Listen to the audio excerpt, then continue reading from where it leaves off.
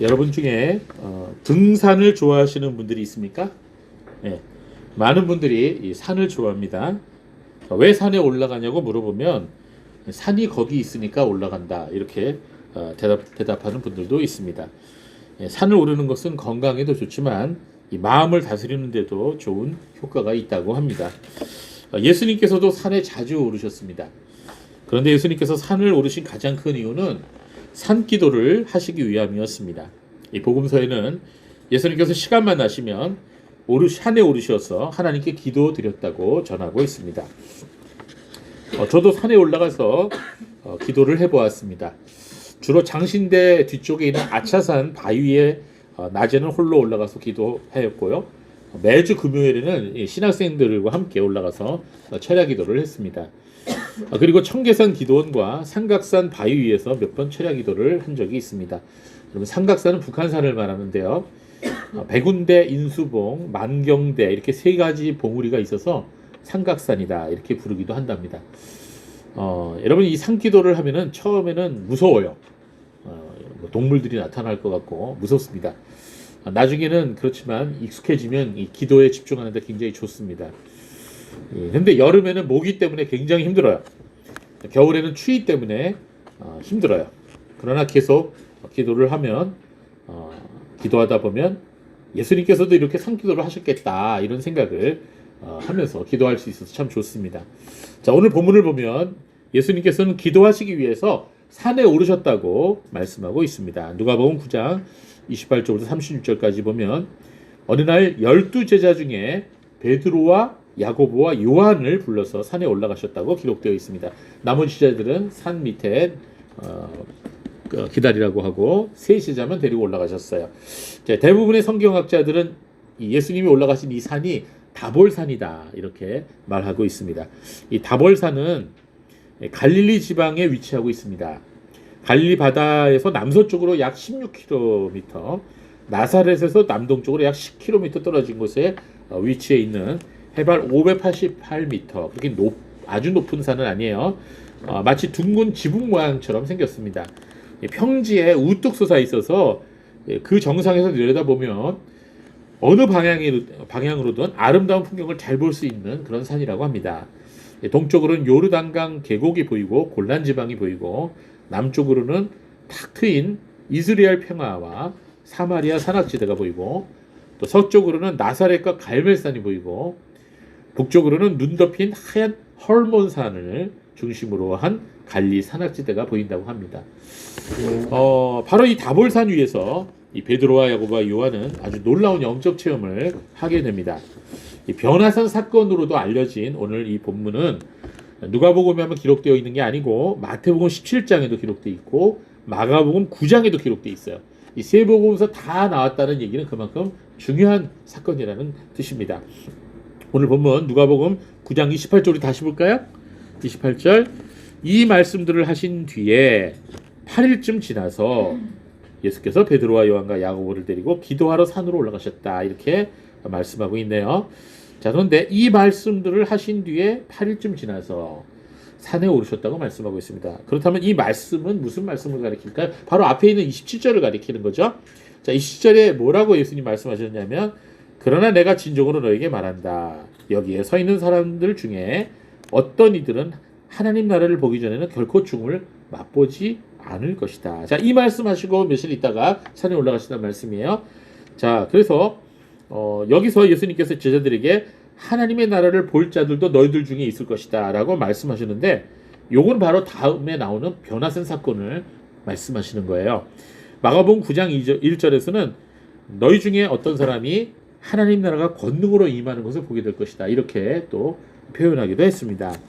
자, 예수님께서 기도하시러 산에 오르실 때 대부분은 홀로 오르셔서 기도를 하셨는데 오늘은 유달리 이 세 명의 제자들을 함께 데리고 오르셨습니다. 우리는 여기서 질문할 수 있어요. 예수님 왜 세 제자들만 데리고 올라가셨을까?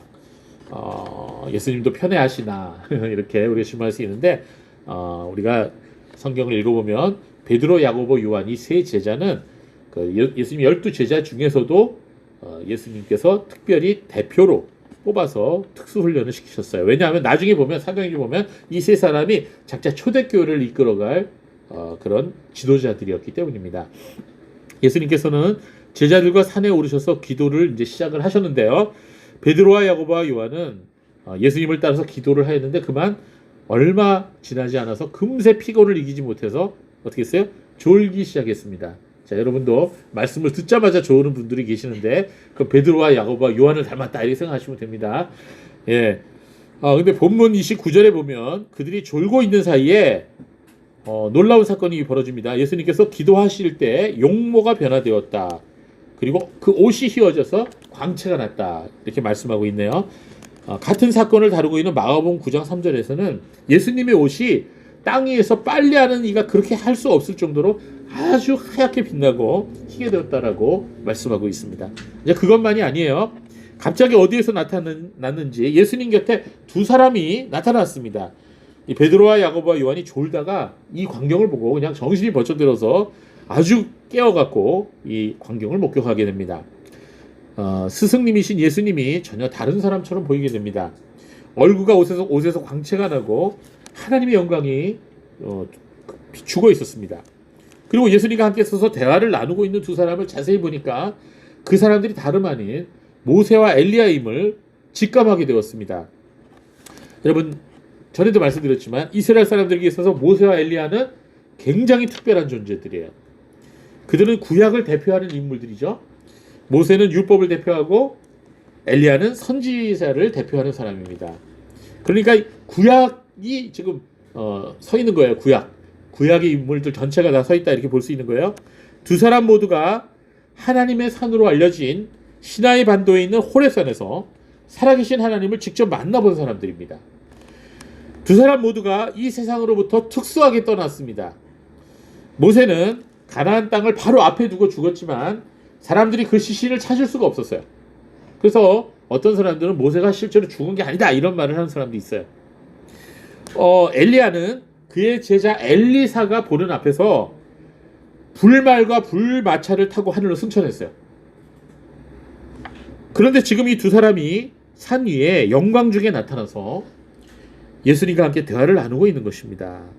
이 광경을 목격한 이 세 명의 제자들은 자신들의 눈을 의심하지 않을 수 없었습니다. 너무나 놀라운 장면을 보고서 할 말을 잃어버렸어요.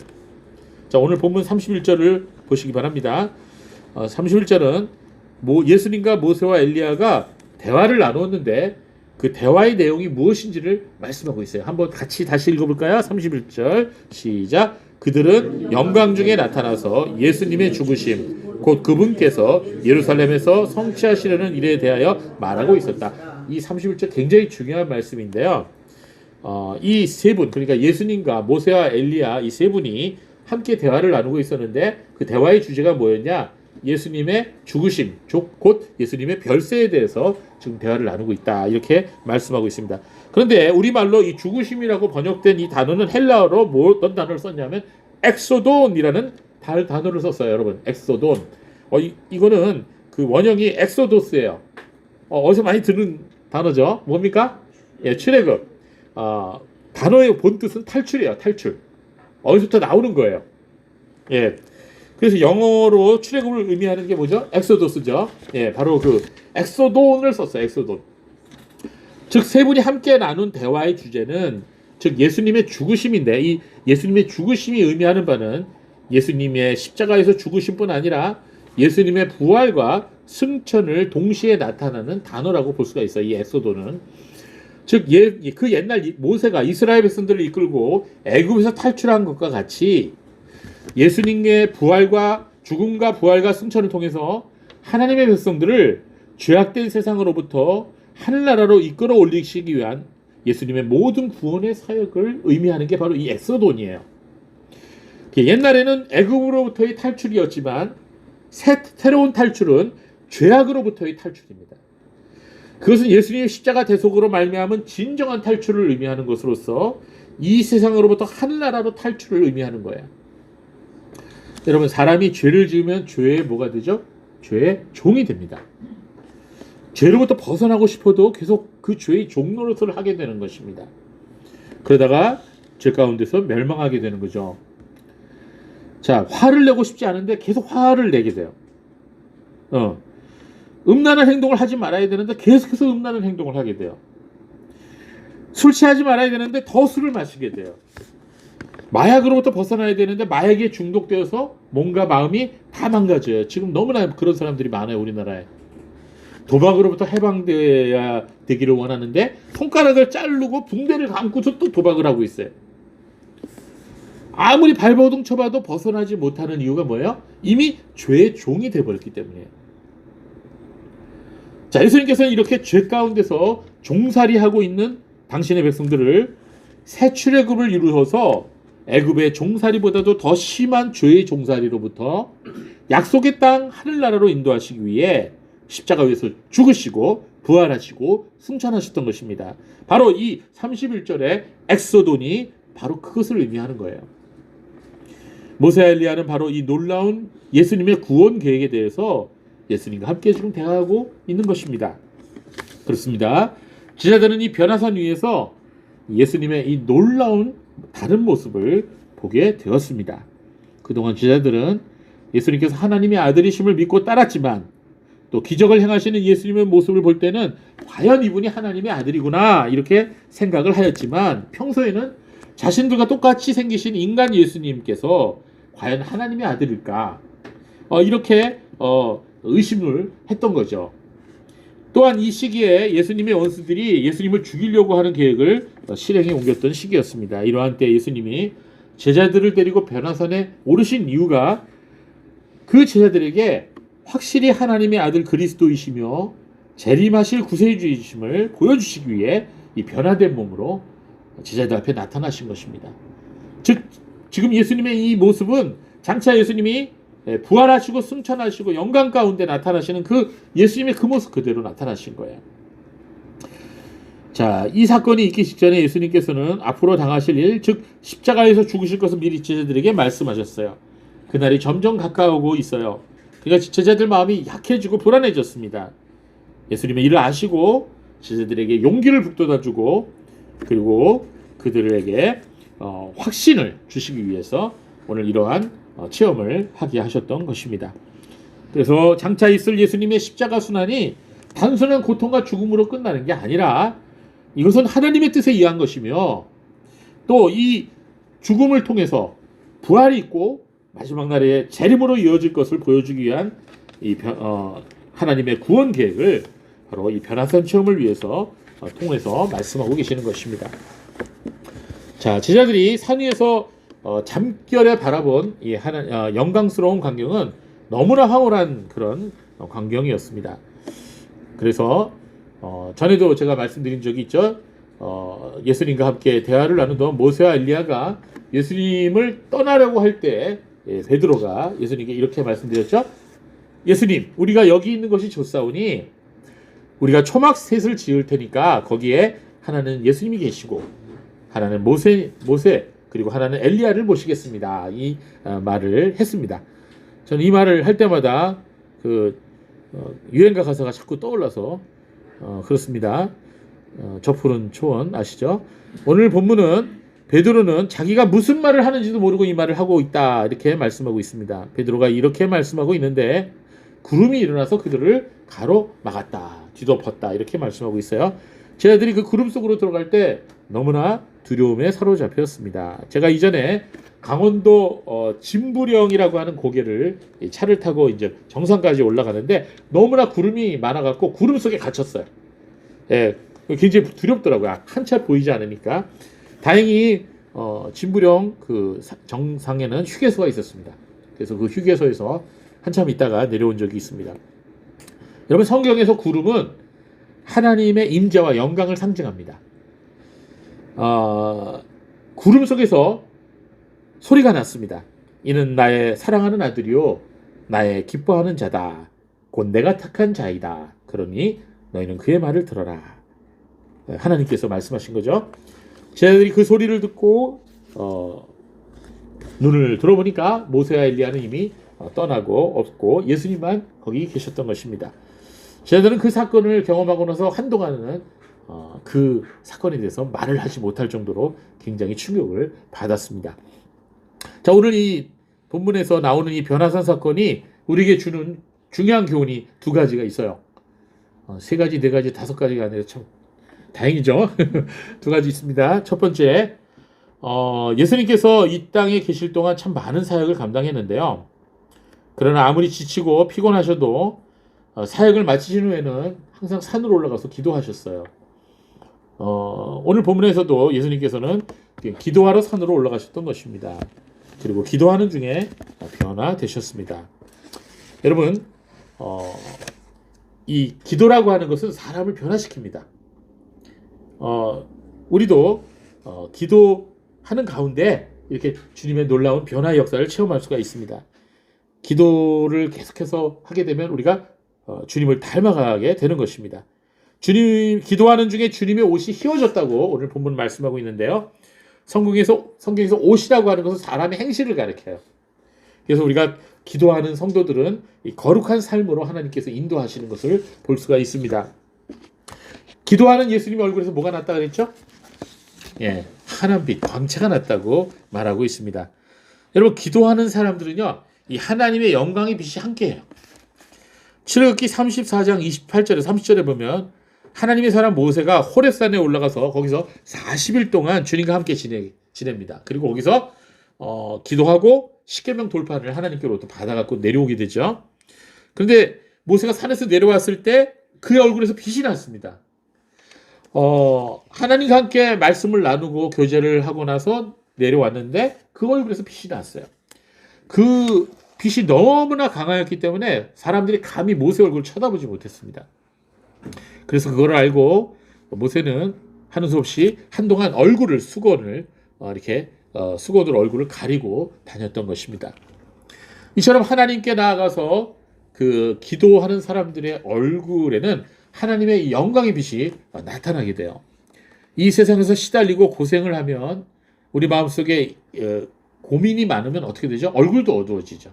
그래서 여러분 옆 사람 얼굴 한번 보세요. 많이 어둡죠? 아니에요? 밝아요? 여러분, 사람이 이 마음빛이 마음에 있는 게 얼굴빛에 나타나게 돼 있어요. 예. 그래서 바로 이때 우리가 어떻게 해야 돼요? 근심이 있을 때 어떻게 돼요? 하나님께 나가야 되는 거예요. 그래서 하나님께서 우리에게 영적으로 재충전해 주시기를, 우리의 무거운 근심의 짐을 하나님 앞에 다 내어놓도록 하나님 앞에 나가야 되는 것입니다. 이렇게 하나님을 만나고 기도할 때 우리의 어두운 마음이 어떻게 돼요? 밝아지게 되죠. 우리의 얼굴도 변화되어 빛이 나게 되는 것입니다. 자, 하나님의 사람 엘리야는 굉장한 능력의 사람이었죠. 성경 어디에도 엘리야처럼 하나님의 능력을 하는 사람이 없었습니다. 그러나 그러한 엘리야도 실패하고 좌절하고 넘어졌었죠. 얼마나 낙심했든지 하나님 앞에 죽여달라고 하소연했어요. 자살을 못했지 자살하고 싶은 심정이었던 것입니다. 그러나 그런 엘리야에게 하나님께서는 천사를 보내셨고, 그리고 그를 위로해 주시고 물과 떡을 먹여 주셨어요. 그리고 어디로 가라 그랬어요? 너는 지금 당장 호렙산으로 와라. 하나님 이렇게 말씀하셨어요. 자, 모세도 호렙산에서 하나님 만났죠. 엘리야도 호렙산에서 하나님 만났어요. 엘리야가 호렙산에서 만난 하나님은 이전에 엘리야가 경험했던 하나님보다 훨씬 더 광대하신 분이었고 놀라운 분이었어요. 더 크고 놀라운 하나님을 엘리야는 경험했어요. 그리고 하나님으로부터 새로운 사명을 받았어요. 새로운 용기와 희망을 하나님께서 엘리야에게 주셨어요. 그리고 새로운 사명을 주셔서 담대하게 세상을 향해서 마지막까지 사명 감당했어요. 자, 우리가 엘리야의 경우도 그렇고 모세의 경우도 그렇고 하나님을 만나고 하나님과 함께 있고 하나님께 기도하는 사람은 변화됩니다. 예. 여러분, 누구에게나 이런 호렙산이 있어야 돼요. 믿는 사람은 호렙산이 있어야 돼요. 누구에게나 자신만의 호렙산이 있어야 돼요. 이 호렙산은 우리가 하나님을 만나는 장소와 시간을 상징한다고 볼 수가 있어요. 그곳이 어느 곳이 될 수가 있어요. 내 고모방이 될 수도 있고, 심지어는 버스 타고 가고 전철 타고 가다가도 거기가 될 수가 있어요. 자, 우리가 어디 있든지 무엇을 하든지 하나님께 나아가서 주님의 도우심을 구하고 주님의 은혜를 사모하고 갈구할 때에 하나님은 우리에게 놀라운 은혜를 허락해 주셔요. 이러한 주님과의 교제의 기쁨은 기도하는 사람 외에는 알 수가 없어요. 히브리서 4장 16절 우리가 항상 이 말씀을 자주 대하죠. 그러므로 우리가 긍휼하심을 받고 때를 따라 돕는 은혜를 얻기 위하여 은혜의 보좌 앞에 담대히 나아갈 것이니라. 담대히 나오래요. 걱정하지 말고. 앉아서 걱정하지 말고 하나님 은혜의 보좌 앞에 담대히 나오래요. 그러면 우리가 주님의 긍휼하심을 받을 수가 있고 하나님께서 우리를 돕는 은혜를 경험할 수 있겠다고 말씀하고 있습니다. 그렇습니다. 여러분, 하나님의 은혜를 경험한 사람만이 고난을 이겨낼 수가 있는 것입니다. 성경에 나오는 신앙의 위인들과 이 교회사에 등장하는 신앙의 선배들은 한결같이 많은 고난과 핍박 가운데서 살았습니다. 그러나 그런 가운데서도 그들이 믿음을 지키고 복음을 전파하며 마지막까지 승리했던 그 비결은 뭐였어요? 그것은 그들이 하나님 앞에 기도하는 사람이었기 때문입니다. 그들은 죽음 앞에서도 두려워하지 않았고 순교할 때까지 믿음을 붙들었습니다. 그것은 바로 그들이 평상시에 하나님 앞에 나아가서 하나님과 교제하면서 하나님으로부터 놀라운 은혜를 체험했기 때문인 것입니다. 여러분 마찬가지예요. 오늘날 우리의 삶도 쉽지 않습니다. 여러 가지 문제들이 우리를 괴롭혀요. 그러나 기도하는 성도는 그 고난을 다 이겨낼 수가 있습니다. 그래서 우리가 처한 어려움이 크면 클수록 하나님 앞에 나가 기도하면 하나님께서 그보다 더 큰 영광을 주시고 보여주시고 더 큰 은혜를 체험하게 하시는 거예요. 문제가 크면 그보다 더 큰 은혜를 주시는 거예요. 그래서 어떻게 돼요? 우리는 성도들은 모두 어디로 가야 됩니까? 산 위로 올라가야 됩니다. 그렇다고 지금 남산 위로 올라가자는 얘기가 아니라 뭘 얘기하는 거죠? 우리의 기도하는 자리를 얘기하는 거죠. 네, 우리는 한 주간 동안 이 순간 매 순간 하나님 앞에 나가야 돼요. 산 위로 올라가야 돼요. 은혜를 받을 수 있는 곳으로, 나만의 호렙산으로, 나만의 변화산으로 올라가야 되는 것이에요. 기도의 자리로 나가야 되는 거예요. 그곳이 어디 곳이든 어떤 시간이든 주님의 은혜의 보좌는 우리 앞에 열릴 것입니다. 우리 구리터기 교회 성도들은 한 명도 빼놓지 말고 이번 한 주간 동안 하나님 앞에 나가서 이 놀라운 은혜의 체험을 하시기 바라요. 하나님, 나 기도할 줄 몰라요. 걱정 마세요. 기도도 걸음마부터 시작하는 거예요. 하면 할수록 그 기도가 쉬워지고 그리고 기도에 힘이 붙게 되고 순발력이 붙게 되는 거예요. 그래서 기도하시기 바랍니다. 그러나 언제까지나 산 위에만 있을 수는 없죠. 오늘 33절에 베드로가 예수님께 선생님 여기가 좋사오니 이렇게 얘기했죠. 산 위에서 놀라운 경험을 함으로써 베드로는 아예 거기에서 그냥 자리 잡고 평생 거기서 살면서 산 아래로는 더 이상 내려가기 싫었던 거예요. 여러분, 이전부터 신비한 영적 체험을 한 사람 중에 이런 사람들이 많아요. 산 위에다 초막을 짓고 살자고 합니다. 더 이상 세상에 물들지 않고 그냥 기도원에서 그냥 동굴에서 산속에서 들어가서 나 홀로 산다. 그런 프로가 요새 유행이 돼. 나 홀로 산다. 이렇게 사람들로부터 벗어나고자 하는 것입니다. 근데 이거는 정상적인 신앙이 아니에요. 하나님이 기뻐하시는 자세가 아닙니다. 여러분, 그리스라는 나라 아세요? 그리스? 올림픽이 고장이죠. 이 그리스에 가면 아직도 커다란 수도원들이 많이 있습니다. 이 그리스는 카톨릭과 프로테스탄트와 함께 기독교의 3대 교파를 이루는 동방정교회, 즉 그리스 정교회의 본산입니다. 그리고 그리스도 정교회의 상징이며 그리스도의 영적인 고향이라고 불리는 곳이 있는데 그곳은 바로 아토스산이에요. 아토스산. 여기가 어디냐면 그리스 북동부 지역에 길이 50km에 폭 8내지 12km 정도의 반도가 하나 있는데 그 반도 전체가 수도원 자치구로 아예 설정돼 있어요. 거기를 이제 사람들이 가는 사람들이 있는데요. 그리스 제2도시, 두 번째로 큰 도시가 데살로니카라고 하는 곳입니다. 성경에도 나오죠. 이 데살로니카에서 200km 정도 동남쪽에 위치했는데 모양이 삼지창처럼 생겨서 그 반도 이름이 칼키디케 반도라는 반도의 동쪽 끝에 위치하고 있습니다. 근데 이 아토스라는 이름이 어떤 뜻이냐면 영어로 홀리 마운틴, 즉 거룩한 산이라는 뜻입니다. 그래서 이 아토스에 수도원이 있는데요. 9세기부터 여기에 수도승들이 모여서 세상과 철저하게 단절된 생활을 하면서 외부인이 출입이 제한되어 있습니다. 이 아토스의 여행자들이 들어가려면 따로 비자를 받아야 된대요. 예. 그런데 그 입산의 목적이 분명하지 않거나 단순 관광 목적일 때는 비자를 거의 받을 수가 없다고 합니다. 또 재밌는 거는 이 아토스 수도원에는 여자분들은 절대로 들어갈 수가 없대요. 동물도 수탉은 들어갈 수 있는데 암탉은 못 들어간답니다. 황소는 들어갈 수 있어도 암소는 못 들어간대요. 우리 여성 성도님도 기분 나쁘죠? 에이, 내가 왜 거기 가냐? 예, 갈 필요 없습니다. 웃기는 곳이에요.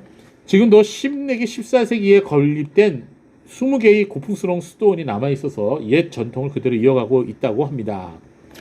뭐 수도원 이름이 뭐 여러 가지가 있는데 라우라 수도원, 세례요한 수도원, 바울 수도원, 그리고리 수도원, 이베론 수도원 뭐 이런 20개의 수도원이 있다고 합니다.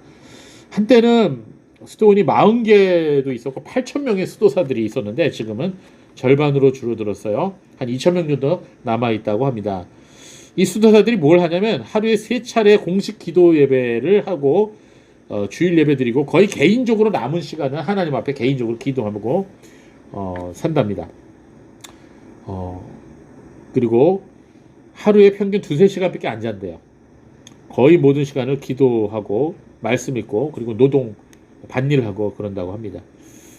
그런데 여러분 이러한 그 세상을 등진 이런 수도원 생활 세상 사람들의 문제와 고통을 외면한 이런 신앙생활은 사실 성경적인 것이 아니에요. 누구나 다 유토피아를 꿈꾸죠. 여기가 좋사오니 그렇게 하는 곳을 가기를 바랍니다. 그러나 여러분 이것을 아셔야 됩니다. 성경을 읽어보십시오. 하나님의 나라는 어디에 임하냐면 죄와 슬픔과 고통이 가득한 이 세상에 임하는 거예요. 산 위에서 우리가 하나님을 만나서 신령한 은혜를 경험할 수가 있습니다. 그러나 그 은혜를 가지고 우리는 어디로 가야 돼요? 세상을 향해서 나가야 돼요. 그리고 세상에서 다른 영혼들과 함께 나눠야 되는 것입니다. 그것이 바로 그리스도인의 사명이에요. 산 아래는 아직도 사람들의 싸움 소리와 요란한 소리가 들립니다. 산 아래에서는 영적 전쟁이 벌어지고 있는 거예요. 예수님을 필요로 하는 많은 사람들이 여기저기에 있습니다. 오늘 본문에 베드로는 신비한 체험을 하고 난 다음에 여기가 좋사오니 하고 안 내려가려고 했는데 산 아래에서는 어떤 일이 벌어지고 있었어요? 예수님과 제자들이 그 다음날 산에서 내려왔을 때 남아있던 제자들이 진땀을 빼고 있었죠. 어떤 분이 귀신 들린 자기 아들을 데리고 왔어요. 그래서 자기 아들 좀 고쳐달라고 그랬어요. 그랬더니 제자들이 막 기도를 하고 막 안차를 하고 뭐 그냥 소리를 지르고 뭐 별짓을 다 했는데 귀신이 안 나가는 거야. 그래갖고 어떻게 됐어요? 사람들이 뭐 하는가 하고 여기저기서 몰려들어서 구경꾼들만 구경거리만 되고 말았습니다. 자, 예수님이 이 장면을 보고 이제 내려오셨어요. 내려오셔서 이 장면을 보시고 참 잘들 한다 이러고 이제 예수님 보시고 계셨겠죠. 그러자 그 아들의 아버지가 예수님께로 와서 무릎을 꿇고 간청합니다. 예수님, 제발 우리 아들을 도와주세요. 우리 아들을 살려주세요. 귀신이 아이로 하여금 경련을 일으키고 입에 거품을 물게 하고 막 불에 뛰어들고 물에 뛰어들고 그럽니다. 자, 그래서 제자들에게 좀 쫓아내달라고 했는데 제자들이 해내지 못했습니다. 그래서 예수님이 제자들을 이런 말을 하시죠. 제자들에게 믿음이 없고 삐뚤어진 세대요. 내가 언제까지 너희와 함께 있어야 하겠느냐? 내가 언제까지 너희를 참아야 하겠느냐? 이렇게 야단을 치십니다. 그리고 말씀하심으로 그 악한 귀신을 꾸짖어서 악한 귀신이 그 아이에게서 나가죠. 그리고 그 아이가 온전해집니다. 그리고 그 아이를 아버지에게 이제 돌려주죠. 자, 여기서 우리가 중요한 거는 산 아래에는 아직도 문제가 가득한 세상이라는 거예요. 산에 올라가서 하나님의 은혜를 받고 하나님의 위로를 받을 수 있지만 그러나 산 위에서만 머물러 있는 것은 진짜 신앙이 아니에요. 우리는 산 아래로 내려가야 돼요. 산 위와 산 아래는 전혀 다른 세상입니다. 현실의 고통과 문제들이 그리고 여전히 삶을 괴롭히는 그런 지옥과 같은 그런 전쟁터가 바로 우리가 살아가고 있는 산 아래서의 삶이죠. 온갖 부정과 부패와 타락으로 물든 세상이에요. 모슬병에 걸린 사람이 여기저기 있어요. 걱정으로 근심으로 가득 차 있는 사람들이 있어요. 쾌락에 빠져서 헤어나지 못하는 사람들이 방황하고 있습니다. 자, 이게 바로 산 아래예요. 그러나 예수님은 이 산 아래로 내려가라고 말씀하십니다. 우리가 산 위로 올라가서 하나님의 은혜를 체험해야 하는 목적이 뭐예요? 바로 이 산 아래로 내려와서 이 세상에서, 이 문제 많은 세상에서 복음을 전하고 하나님의 나라를 전파하기 위함인 것입니다. 우리는 산 위에 올라가서 경건을 회복해야 돼요. 세상의 무거운 것과 얽매이기 쉬운 것으로부터 우리를 자유케 해야 돼요. 그리고 나서 하나님의 놀라운 은혜를 우리가 체험해야 돼요. 그리고 나서 우리는 또한 산 아래로 내려가야 됩니다. 우리가 함께 주일 모여서 이렇게 예배드리고 또 말씀 듣고 기도드리고 찬양드리며 함께 음식을 먹을 때 우리는 이 땅에서 천국을 경험하는 거예요. 완벽하진 않지만 천국의 기쁨을 일시적으로 적게나마 우리가 느낄 수가 있는 것이에요. 그러나 여기서 안주해서는 안 되죠. 우리는 산 아래로 다시 내려가야 됩니다. 세상으로 다시 가야 되는 것입니다. 우리 예배를 마치고 다시 세상으로 삶의 자리로 돌아가면 그곳에는 많은 문제들이 우리를 기다리고 있어요. 믿지 않은 가족들이 우리를 반대할 수도 있어요. 가족끼리 서로 다투고 힘들게 할 수도 있어요. 해결되지 않은 문제들이 우리 주위에 산적해 있어요. 경제적인 어려움들이 우리를 기다리고 있어요. 각종 고지서들과 독촉장이 우리를 기다리고 있어요. 온전히 성화되지 못한 우리 자신의 죄성들이 우리를 말씀에 순종하기보다 넘어지도록 만들 수도 있어요. 자, 이런 게 다 산 아래의 모습이에요. 그러나 너무 염려할 필요는 없어요. 산 위에서 제자들 앞에서 변화되어 하나님의 영광 가운데서 말씀하셨던 그분이 산 아래에서도 우리와 함께 하세요. 그냥 너희만 내려가라. 그리고 우리를 버려두지 아니하십니다. 예수님도 같이 내려오셨어요. 여러분, 우리가 할 일은 뭐예요? 산 아래에서 사는 동안, 그런 영적 전쟁을 하는 동안 바로 우리 옆에 계신 예수님을 의지하는 거예요. 그분의 이름으로 나아가는 거예요. 때로는 넘어지기도 해요. 때로는 다치기도 합니다. 그러나 주님을 의지합시다. 날마다 지치고 상처 입고 깨지고 넘어지지만 코피가 나지만 그래도 주님이 위로하시고 도와주실 거예요. 여러분, 381년에 제1차 콘스탄티노플 공의회가 있었어요. 거기에서 니케아 콘스탄티노플 신조가 채택되었습니다. 먼저 니케아 회의에서 니케아 신조가 이미 작성이 되었는데 콘스탄티노플 신조에서 좀 보완이 됐어요. 그래서 니케아 콘스탄티노플 신조라고 부르고 있습니다. 거기서 이 교회에 대해서 그들이 어떻게 고백을 했냐면 교회란 하나이요 거룩하고 사도로부터 이어오는 보편교회다. 그 보편교회를 믿습니다. 이렇게 고백했습니다. 이 고백에서 이 교회의 네 가지 특성이 담겨 있는데요. 첫 번째, 교회는 통일성이에요. 통일성. 그리고 성결성, 거룩해요. 그리고 보편성, 그리고 마지막으로 사도성이 있어요. 여기서 이제 사도성이란 뭐냐면 사도들의 신앙 고백 위에 교회가 세워졌음을 말합니다. 특히 베드로의 신앙 고백. 주는 그리스도시요 살아계신 하나님의 아들이십니다. 이 베드로의 신앙 고백 위에 교회가 세워졌음을 말하는 게 사도성이에요. 또한 사도성은 이 사도들의 사역을 이어받아서 계속 교회가 감당한다라는 의미에서 이 사도성을 이어받았다 이렇게 말하고 있습니다. 맞습니다. 교회는 사도들의 사역을 이어받아서 순수한 복음을 선포해야 되는 거예요. 순수한 성례가 집전이 이루어져야 하는 거예요. 교회 안에서 바른 권징이 실시되어야 돼요. 그리고 하나님의 말씀을 따라 세상을 향해서 사랑과 봉사를 행해야 돼요. 이게 바로 사도성이에요. 교회는 사도들의 사역을 이어받은 그런 공동체입니다. 여러분, 사도는 영어로 뭐라고 합니까? 영어로 사도를 아세요? 어포슬이라고 합니다. 어포슬. 그런데 이 어포슬은 헬라어로 아포스톨로스예요. 아포스톨로스. 아포스톨로스에서 이 영어 어포슬이 온 거예요. 근데 이 아포스톨로스가 어떤 뜻을 갖고 있냐면 보냄을 받은 자, 보냄을 받은 사람이다. 나영아 가서 저기 초콜릿 좀 사올래? 그럼 이렇게 보내면은 이게 어포스톨로스가 되는 거예요. 네, 초콜릿 어포스톨로스. 네. 사도는 하나님으로부터 세상으로 보냄을 받은 자들이에요. 그게 이제 어포스톨로스예요. 자, 예수님께서 부활하시고 40일 동안 제자들과 함께 계셨죠? 그리고 하늘로 승천하시기 전 제자들에게 이렇게 명령하십니다. 하늘과 땅의 모든 권세를 나에게 주셨으니 그러므로 너희는 가서 모든 족속으로 제자를 삼아 그들에게 아버지와 아들과 성령의 이름으로 세례를 주고 내가 너에게 명령한 모든 것을 가르쳐 지키게 하라. 보아라, 내가 세상 끝날까지 너희와 항상 함께 있을 것이다. 예, 마태복음 28장 18절에 20절 말씀이죠. 너무나 유명한 말씀입니다. 저는 이 말씀을 읽고 들을 때마다 막 가슴이 막 그냥 떨려. 예, 감격을 합니다. 자, 예수님께서 이 마태복음 28장 18절 20절에서 하신 말씀은 딱 두 가지 동사로 축약될 수 있습니다. 먼저 뭐죠? 가라는 거예요. 가라. 어디를? 세상을 향해서 가라.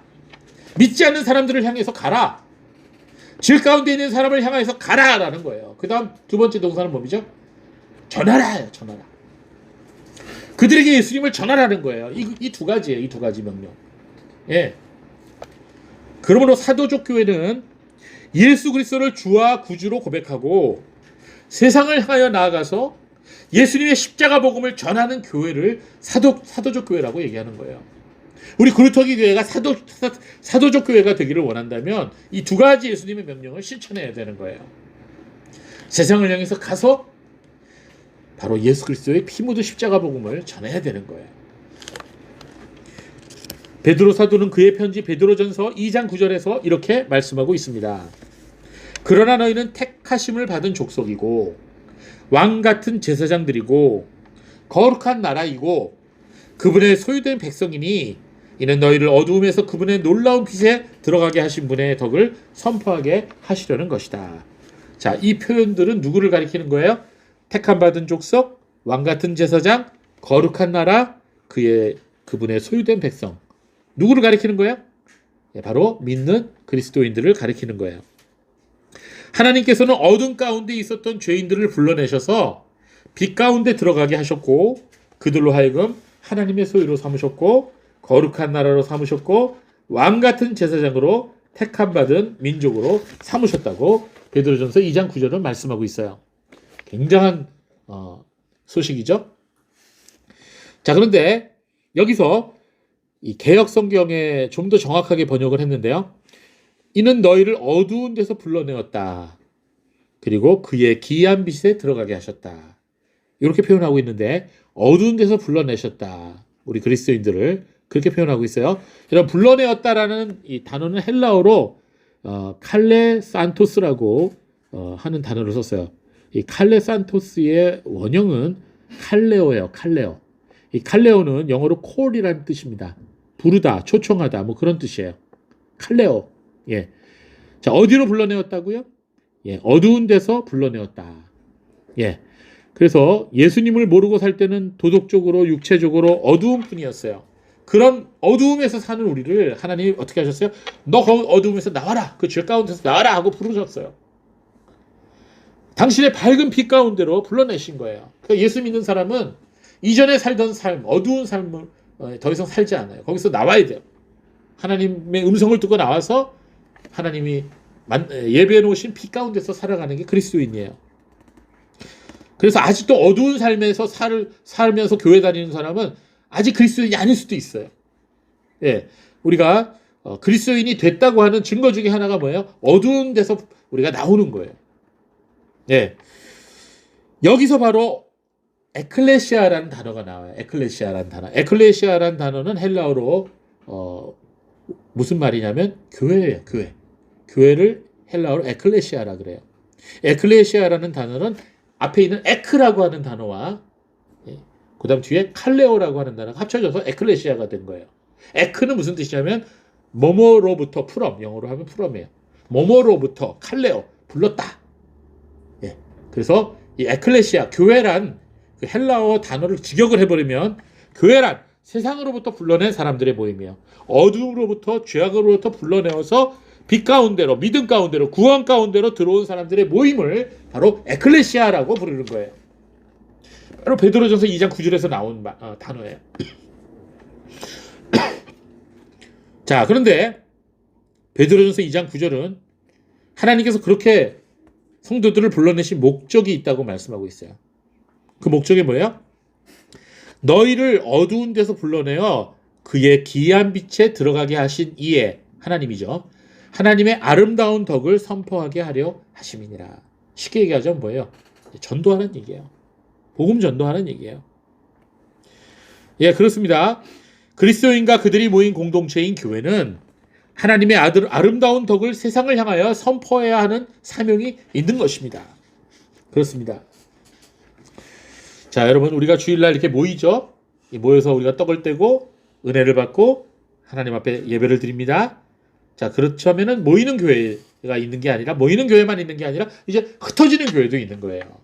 우리의 삶의 현장이 흩어져서 그리스도의 대사로서, 그리스도의 향기로서, 그리스도의 편지로서 우리가 살아가는 현장에서 예수님을 전할 수가 있는 거죠. 그래서 여러분, 그리스도인들은 다 뭐예요? 세상을 향해서 보냄을 받은 사도요. 우리가 그렇다고 사도라는 말은 아니에요. 사도성을 이어간다는 거죠. 그리스도를 향하여, 그리스도로부터 보냄을 받은 선교사예요. 우리 한 사람 한 사람은 다 선교사입니다. 만약에 여러분 가정에 가서 여러분 가정에 믿지 않은 분이 있다면, 그분을 그냥, 뭐 아빠가 안 믿는다 그러면, 그분을 뭐라고 생각해요? 선교의 대상이라고 생각해야 돼요. 예, 나는 선교사예요. 그 어떻게 해야 될까? 내가 잘해야지. 예, 왜? 선교사로서 내가 나갔으니까. 그렇죠? 그래서 우리가 집이든 거기가 회사든 거기가 학교든 우리의 삶의 현장에서 우리는 하나님의 아름다운 덕을 선포하려고 하는 거예요. 예, 그게 바로 교회의 사명이에요. 예, 그렇습니다.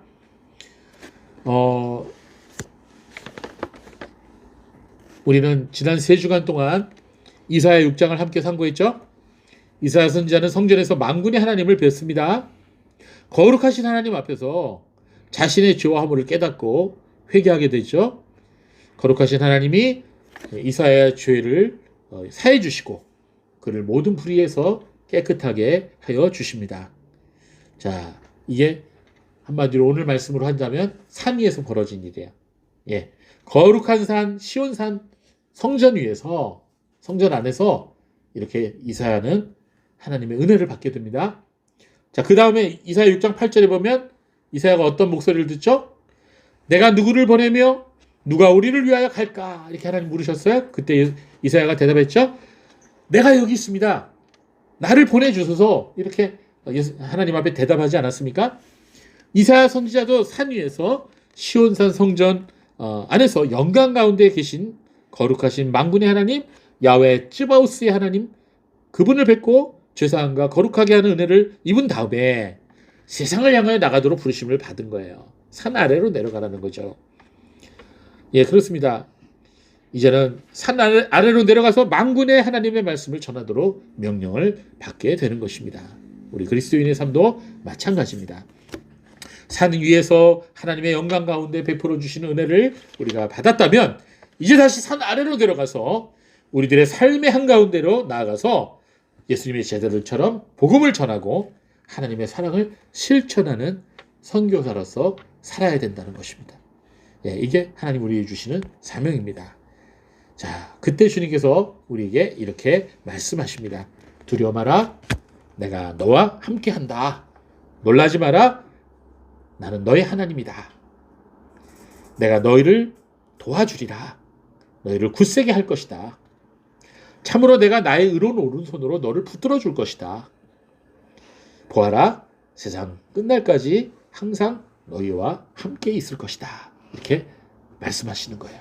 여러분, 이제 우리가 다시 세상을 향해 나가게 될 텐데 한 주간 동안 이 말씀 기억하고 우리가 주님의 은혜를 어디에 있든지 하나님 앞에 나아가서 기도하시고 그리고 세상 한가운데서 승리하시는 복된 주의 백성들이 다 되시기 바랍니다. 기도하겠습니다.